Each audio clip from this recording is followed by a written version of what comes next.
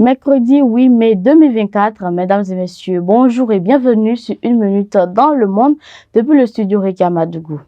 Les États-Unis ont suspendu la livraison de bombes la semaine dernière après l'absence de réponse d'Israël aux inquiétudes de Washington quant à une éventuelle offensive militaire à Rafah, dans le sud de la bande de Gaza, a déclaré le mardi 7 mai 2024 un haut responsable américain. Je cite, « Nous avons suspendu la livraison d'une cargaison d'armes la semaine dernière.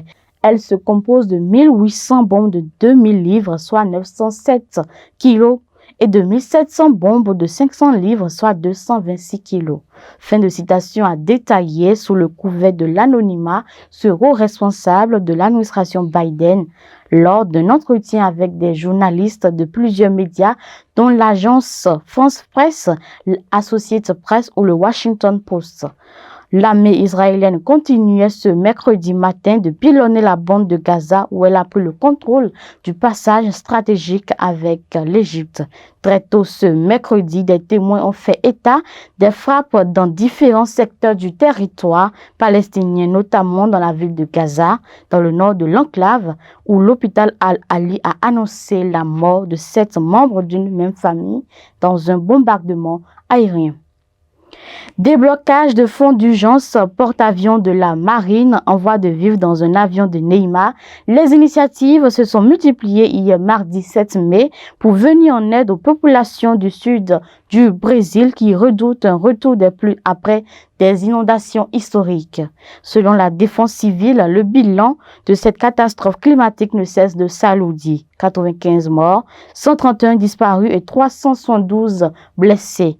Je cite, les chiffres continuent de monter, mais malheureusement, ils restent hautement imprécis car nous sommes encore dans une situation d'urgence. Fin de citation a déclaré le gouverneur de cet État, Eduardo Leite, en conférence de presse. Il a averti sur le risque de nouvelles fortes pluies à partir de vendredi qui pourraient causer de nouvelles inondations dans des zones déjà fortement touchées. La lutte contre la propagation du VIH, de l'hépatite virale B de la mère à l'enfant à la naissance progresse en Namibie où plus de 200 000 personnes vivent avec le VIH. Grâce à l'intégration du pays de soins de santé primaires aux services de santé prénatale, infantile, sexuelle et reproductive. Le gouvernement namibien a engagé un financement national stable pour les programmes de santé nationaux, offrant des services cliniques et un soutien largement accessible, de qualité et gratuit.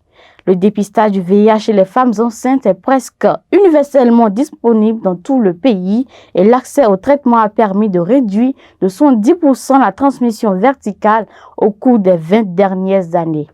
La Namibie s'est donc vue attribuer le statut de niveau argent par l'Organisation mondiale de la santé pour les progrès réalisés en matière de réduction de l'hépatite B et le statut de niveau bronze pour les progrès réalisés en matière de VIH.